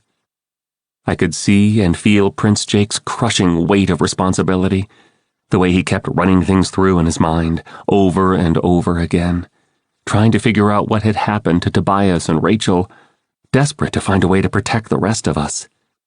And I could feel Cassie's mind as she cried for Rachel and Tobias, as she wondered whether we were doing the right thing, as she dealt with the after effects of the violence we'd just endured. "Well," Marco said, obviously uncomfortable, "I would just like you all to know that whatever thoughts of mine you're reading are totally made up. They aren't real." "Same here," Prince Jake said quickly. "Absolutely." "Hey," Cassie said, "these are just morphs to us, right? Lots of times we have trouble controlling the brain of the morph, but we usually handle it. So maybe, since these are just morphs to us, maybe we can turn off the psychic thing?" Marco said, clutching at the idea. Then, one by one, I felt their minds close to me, and I closed my own. It seemed suddenly very lonely as we grabbed the water jets and rowed away through the brilliantly alive sea. Suddenly very lonely. But I guess each species feels most comfortable when they are just themselves. And for humans and Andalites, secrets and lies and the loneliness of privacy are natural. Chapter 23. We passed through a loose ring of Lyran controllers set up around the far edges of the city of worms. None challenged us. We were riding Yeerk-issued water jets, and we stayed far enough off that no one could read our thoughts. The Lyran city rose from the seabed like a wondrous tower, perhaps 1,000 feet wide at its base, dwindling to a few dozen feet at the very top. The top pressed right against the sparkling water ceiling, up to the border between sea and sky. At the very top, huge fans sucked in air and blew out exhaust from the entire city. The city itself violated every logical law, at least as far as Andalites or humans were concerned. Andalites and humans are accustomed to moving in 2 dimensions, left and right, forward and back. But in the water, up and down were just as likely as left or right. "It looks like a gigantic Dairy Queen cone, poked full of 1,000,000 holes," Cassie said. "Look, doors everywhere, windows and doors all the same." The predominant color was pink, but there was blue and green and purple as well, in vast swatches of seemingly random color. Openings were everywhere. Lyrans drifted in and out and around and through, 100 feet up, 20 feet below us, everywhere. And like some slow-motion tornado, the long electric blue worms swam around and around the city of worms. They formed an eerie halo. Even as strangers, we could tell the city was tense. There were weapons poking from many of the windows, and nestled up against the base of the city, floating free, were 2 craft I'd seen only in pictures. Andalite submarines. "Are those good guys or bad guys?"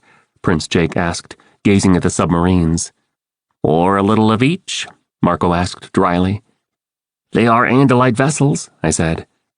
"Let's go say hello," Prince Jake said. We swam toward the submarines. As we got nearer, we could see that a transparent tunnel had been set up between the subs and the city. Andalite warriors were rushing through the tunnel on urgent errands, their tails cocked and ready. Down we went, sifting air from the water with our Lyran skin. Down we went, expecting at any moment to be challenged, even shot. But we passed through dozens of Lyrans who made no move to stop us. "It's the psychic thing," Cassie said. "They know who we are and why we're here." "Then I guess they know who we're looking for," Prince Jake said. And to my amazement, an answer came. It was a vision that filled my head, a sort of arrow showing a doorway we should enter. "Okay," Marco said. "I guess we follow the yellow brick road." We entered the city through one of the thousands of windows. I don't know what I expected inside, but it wasn't what I found. The tower was merely a shell. Inside were 7 or 8, maybe more, huge, floating, transparent bubbles. In each bubble there were levels, a dozen or more floors, There were open holes in the bottoms of the bubbles. Some seemed to be filled with water, others were filled with air. All contained Lyrans doing work, sleeping, living, and one, mostly air, contained perhaps 24 Andalites on one floor. We entered the bubble from the bottom and stepped out at last onto dry ground. 2 Andalite warriors were waiting. "Demorph," one said curtly. "The Lyrans have told us who you are. Captain Galoot is waiting." "So humility is just not something you Andalites do, is it?" Margot asked. We demorphed. It felt good to be Andalite again, but I was worried. I was nervous. I had given my word to Prince Jake that he, and only he, would decide whose orders I should obey. It had seemed easy to make that promise before, but now we were going to see Galoot. The idea of saying no to him, it made me gasp. We rushed and stumbled to the room where Galoot waited.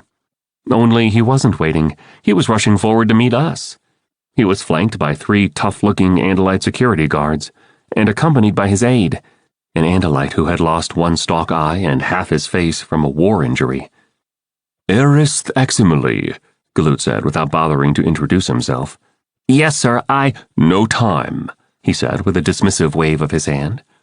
"I'm a member of the highest circles, so I know all about your escapades on Earth, yours and Elfangor's. Very disappointed in Elfangor, although, by the galaxy, your brother could fight. I don't know how you came to be here with these humans of yours, but it is a stroke of luck. We need you." I was almost completely bowled over. First of all, Galoot even knowing my name was incredible.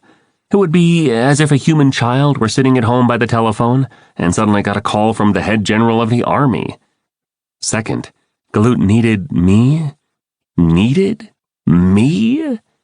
"Sir, may I introduce this human named Jake?" I said, "I need you. Now stand to attention and listen to my—" "Sir, this is Jake, my prince." That stopped Galoot in mid-yell. The guards all stared incredulously at Prince Jake, then at me, then at Marco and Cassie, as if they might be able to explain. "Every warrior must have a prince to follow, and the princes must obey the people," I said. Galoot looked like he was seriously considering using his old tail on me, but then he nodded stiffly. "Just so, Erist. No one is a law unto themselves. We each must serve." Galoot turned to speak to Prince Jake. "I have need of you to save this planet from the Yeerks. Will you—" "Yes," Prince Jake said. "You say yes without knowing what I'm asking." "Will it save the Lyrans? Will it keep them free? And most of all, will it hurt the Yeerks?" "Yes to all 3. Especially the last. If we save Lyra, it may turn the tide of the war against the Yeerks."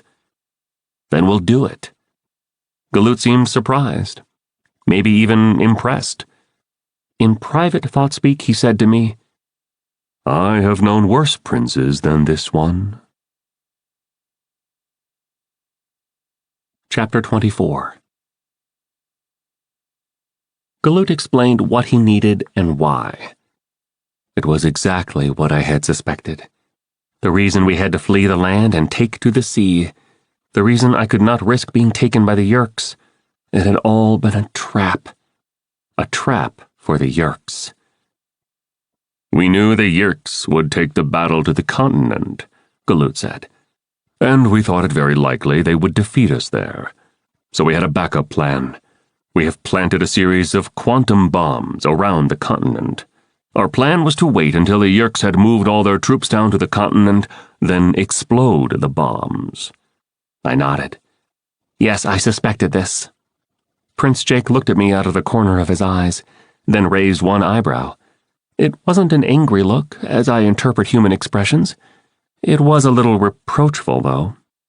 We had transferred to one of the submarines, and were already racing at maximum speed, south to a point on the continent.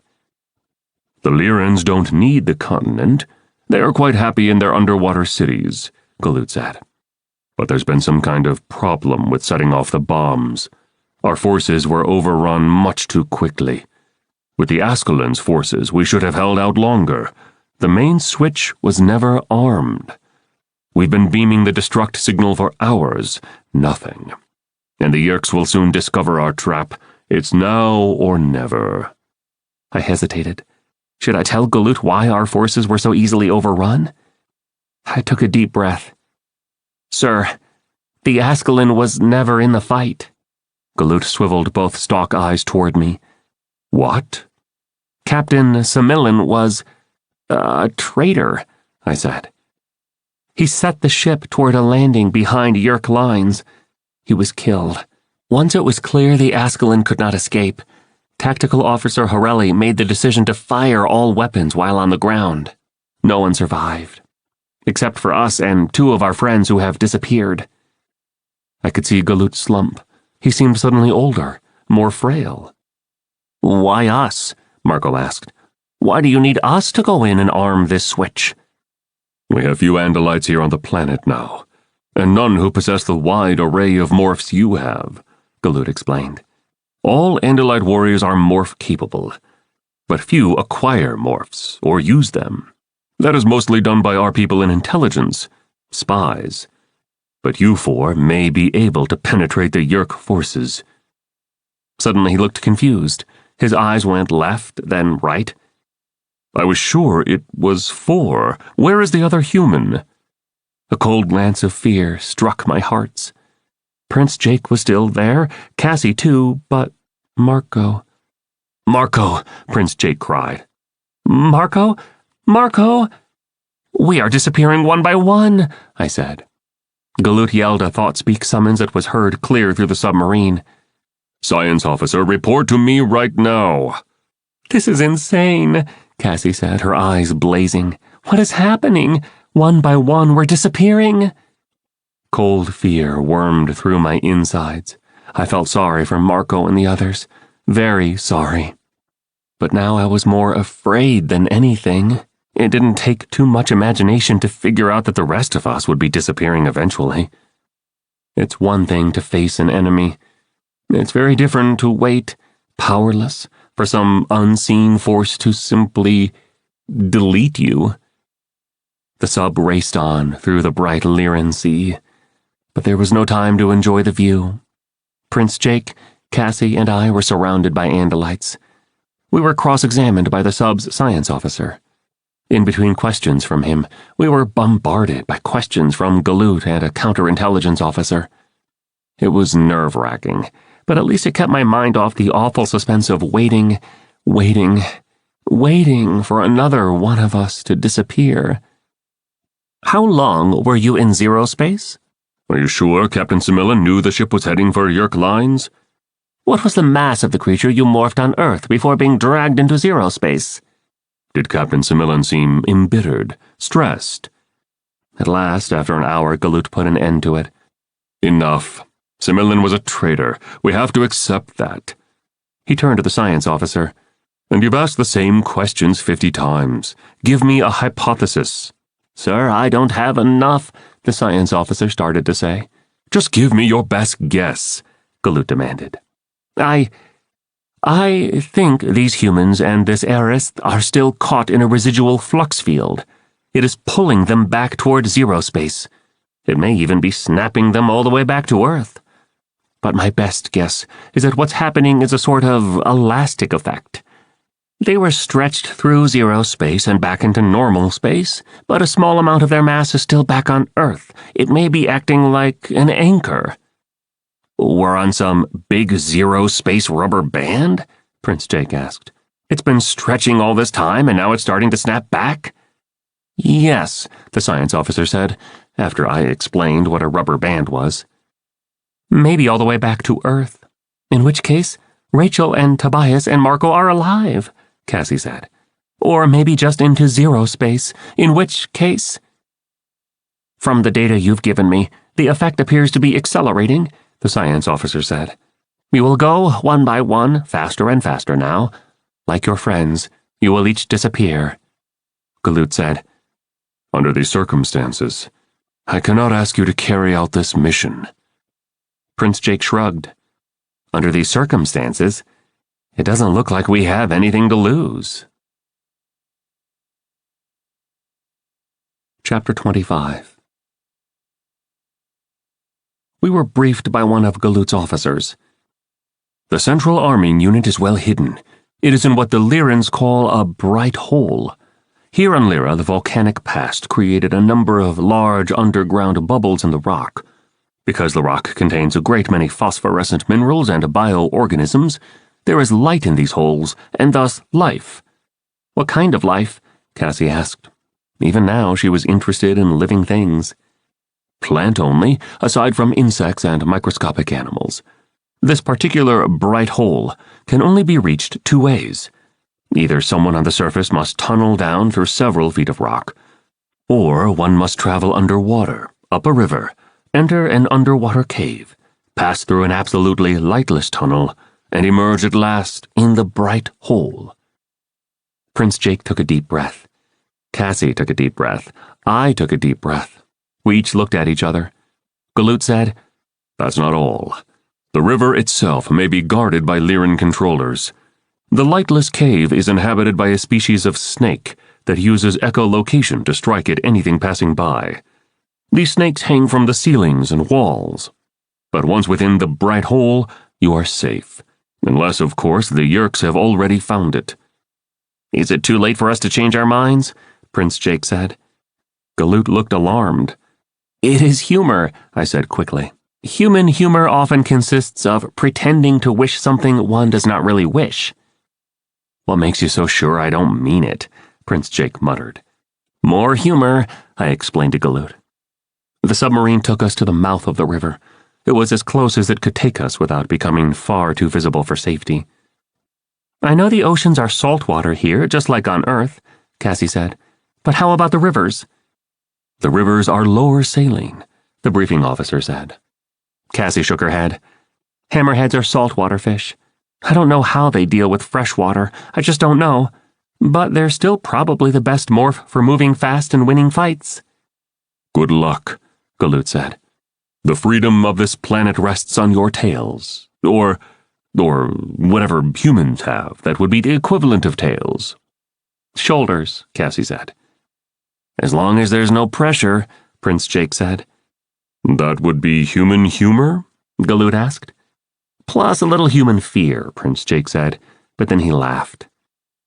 5 minutes later, we were in the river, swimming against the current, our dorsal fins slicing upward into the air. "This should be interesting," Prince Jake said darkly. "I smell Lyrans," I said. "Up ahead. I recognize the smell from before." "Yep," Cassie agreed. "Good Lyrans or bad, that's the question." We powered ahead. Through the slightly murky river water, we saw them. 2 pebbly, yellow, tentacled amphibians. Psychic amphibians. As soon as we were within range of them, the Lyrans knew what we were. They turned and swam away as if their lives depended on it. "After them!" Prince Jake cried. They were heading for the banks of the river, trying to get up out of the water, beyond our reach. They didn't have water jets, just their natural Lyran bodies. We were faster, but the bank was close. Closer. The water grew shallow, no more than 7 feet, 5 feet. The Lyrans were kicking up mud, but my shark senses could feel the electrical field of the Lyrans now. Blind, scraping my belly in mud, I lunged. My teeth bit down. I clamped and held on and struggled to pull the creature back out into the water. But then, up through the ripply surface, I saw a huge, looming Hork-Bajir. 4 of them. They came stomping out into the water. I pulled back. I tried to turn as the Lyran kept fighting me. Then I heard the Lyran's psychic cry to the Hork-Bajir. "Explosives! The whole continent is rigged to explode. There's a central switch. Bright hole. It's in a—" I bit down harder. The pain stopped the Lyran from saying more. A Hork-Bajir blade slashed down into the water. It sliced me, but not deep. I let go of the Lyran, jerked my head right, bit down with all my might on the nearest Hork-Bajir's leg. I heard a howl of pain come burbling down through the water. The Lyran was scrambling away. Still half blind, I lunged. The Hork-Bajir had backed off, and now I dragged the Lyran controller back out into deeper water. "No!" the Yeerk in his head cried. "Oh, yes," I said. I swept behind him and bit off the lobe at the back of his head. Out came the Yeerk. "Are you okay, Brother Lirin?" I asked. "I am now. Thank you, my Andalite friend. Hurry, hurry! The Yeerks know your mission now. Hurry!" I turned back upstream. Cassie and Jake fell in beside me. They had each had their own battles in the murky, shallow water. "How long will it take the Yeerks to find this bright hole?" Prince Jake asked. "Using the sensors aboard their orbiting ships. They will have a map of every subsurface cavern on the continent within 5 minutes. How long to find the right bright hole? I don't know. We must hurry. The fate of this planet depends on us." Chapter 26. "There! Is that the underwater cave entrance?" Cassie cried. "I think so. It's in the right area, but there could be dozens of caves." "No time to worry about it," Prince Jake said. We plunged into the mouth of the cave. The floor rose steadily, and we swam on grimly, blind, scared, and in a desperate hurry. Suddenly I felt my snout break the surface. Air! "I think we're there," Prince Jake said. "Demorph. Cassie, what do you think? Batmorphs?" There was no answer. "Cassie! Cassie!" Prince Jake cried. "The rubber band effect. She's gone. Back to Earth. Or—" "It's happening faster," Prince Jake said. "Less time between people disappearing. Just 2 of us now. We could both be snapped back before we reach this switch." He sounded like I felt, like he couldn't breathe, like he couldn't stop his heart from pounding. It was too much. "Demorph, nothing to do now but hurry and try to get this job done," Prince Jake said. "Yes, Prince Jake," I said. "You know, Axe, there's just the 2 of us now. We could probably drop the whole prince thing." He paused, then added, "You could just call me the Jake, formerly known as Prince." "Is that a bit of humor?" "Yeah, a joke. Not much of one, but Marco isn't here, so I figure—" At that point he made the transition to mostly human and lost his thought-speak ability. I emerged as Andalite, standing in a cold, absolutely black cave, with water still sloshing over my hooves. "Bat," Prince Jake said. His mouth sounds echoed slightly. I focused on the bat. I felt myself shrinking, although there was nothing to see for comparison. But I could almost feel an upward breeze as I dropped from my own height down to the stumpy few inches of the bat. "Just you and me now, Axe." "Yes." "If one of us is stopped, for any reason, the other one has to keep going. Clear?"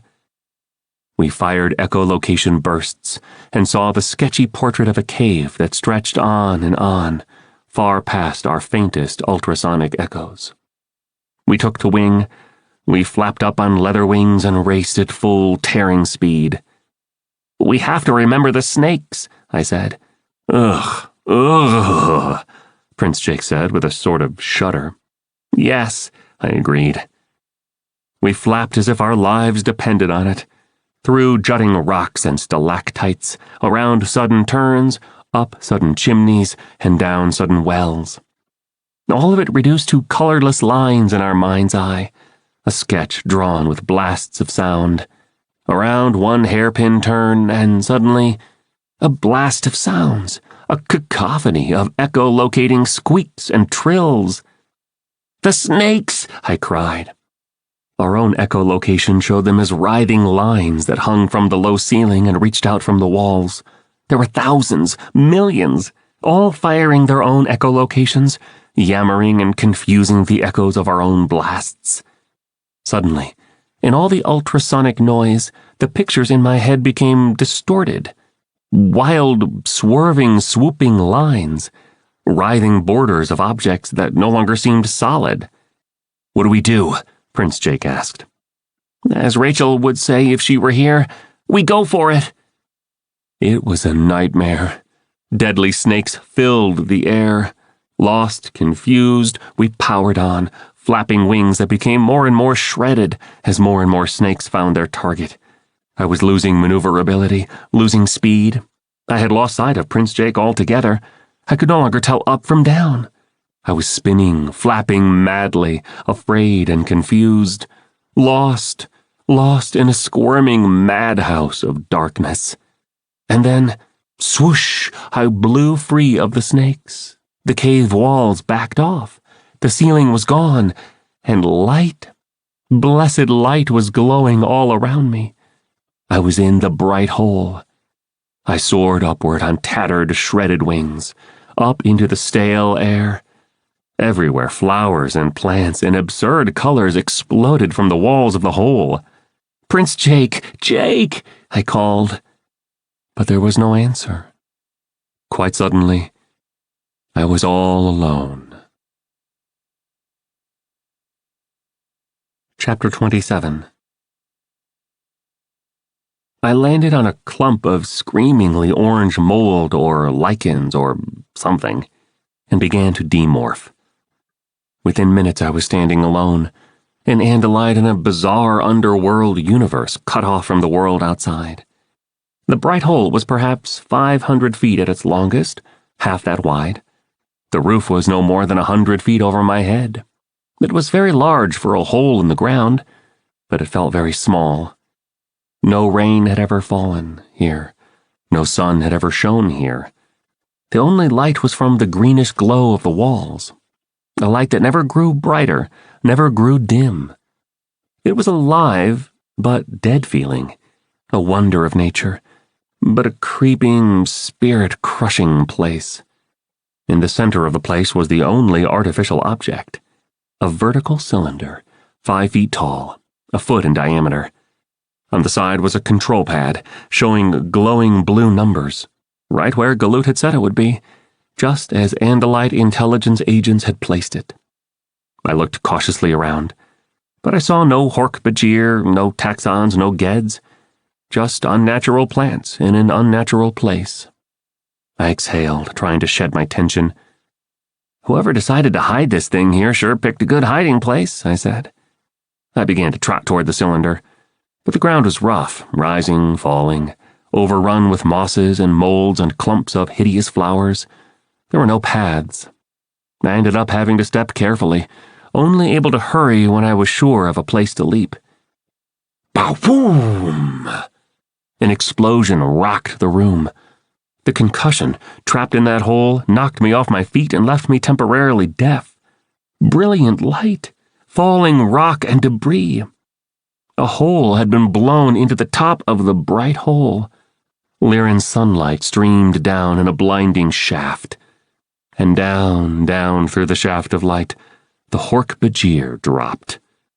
Their fall was slowed by small rockets on their feet and tails. The rockets burned red.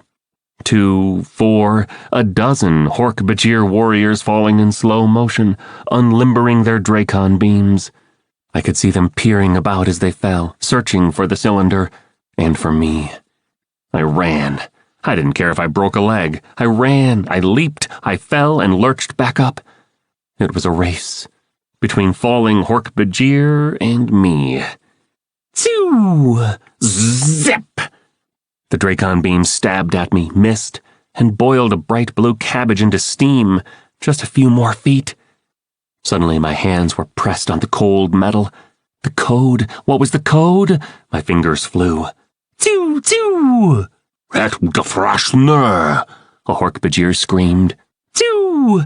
Gah! I felt a burn across my back, a glancing blow from a Dracon beam. The code! The code! I entered it. Was I right? Had I remembered? Then, system armed. The cool, thought-speak voice of the computer. Warning, this system is armed. I collapsed, leaning back against the cylinder. Galoot had said once they got confirmation that we had armed the system, they'd wait half an hour to give us time to escape. Half an hour would be too long. The Yeerks would be able to disarm it by then. A huge Hork-Bajir hit the ground right in front of me. I punched the built-in communicator on the cylinder. "This is Aerith Aximile," I said. "Do it now! Do it now! Blow the Yeerks off this planet!" "Filshig and light!" the Yeerk inside the Hork-Bajir screamed. I was calm. Shockingly calm. "Detonation in 10 seconds," the computer warned. Disarm that weapon! The Hork-Bajir commander yelled, switching to Gaillard, the interstellar language. 7. I don't think so, Yeerk. This time you lose. This time you die. 5. The Hork-Bajir raised his Dracon beam in rage. You'll die first, Andalite scum! 3. He squeezed the trigger. The Dracon beam fired. Point-blank range. 5 feet from my face. 1. I literally saw the Dracon beam stop. The beam stopped in midair as time froze. I heard a pop. And suddenly, I was no longer there. Chapter 28. I felt the warm, human skin beneath my 6 legs. What? I yelped. What the? Rachel yelled. Whoa, I am serious. Whoa, Marco cried. This is way too strange. I was back, on Earth, in mosquito morph. We were all back, and all at the same exact moment. We were in the hospital room, surrounded by human controllers who were busy firing human guns out the window at the bushes below, still trying to kill the Andalite. Me.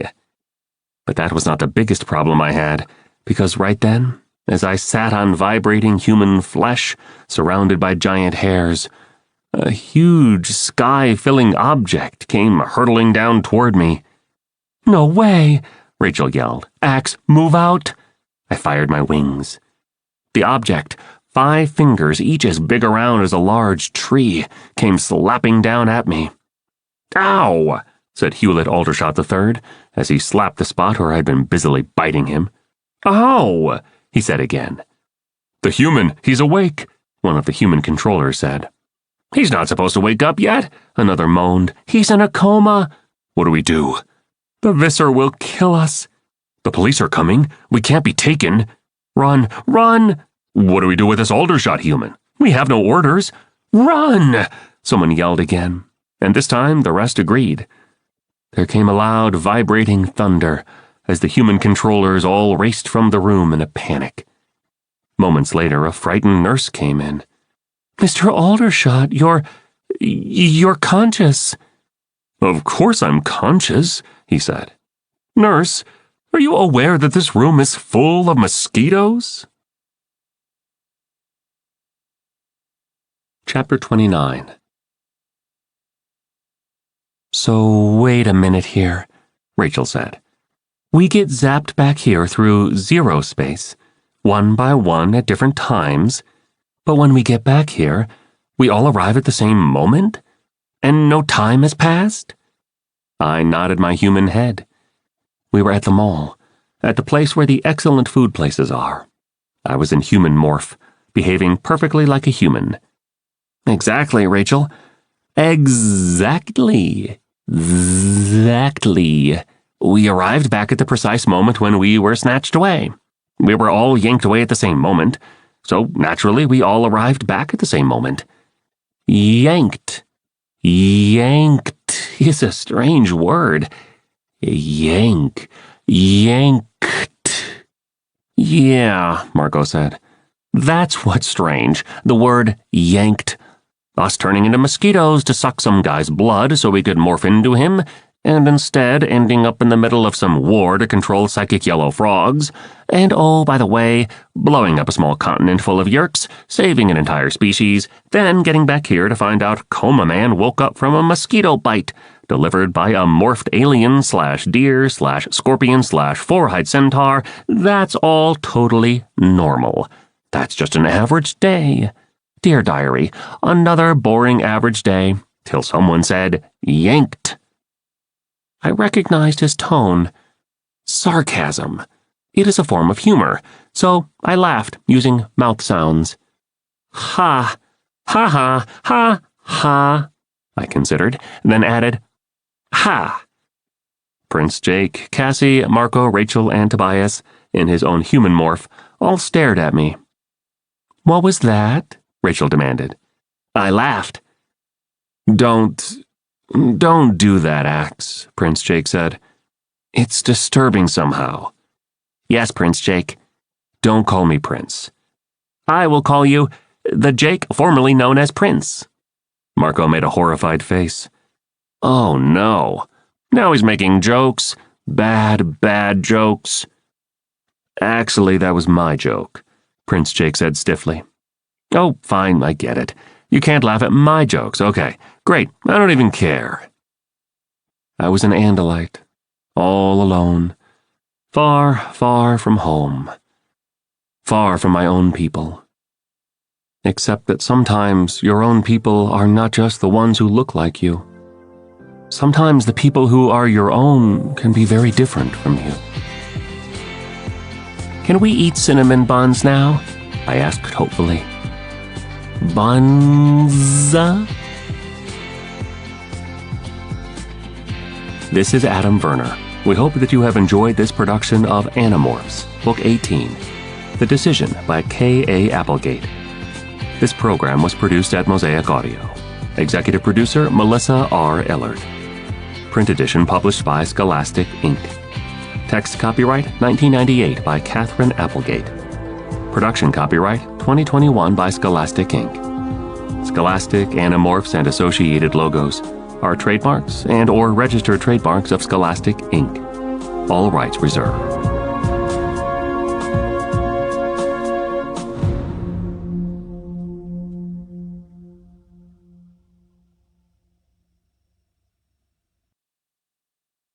Audible hopes you have enjoyed this program.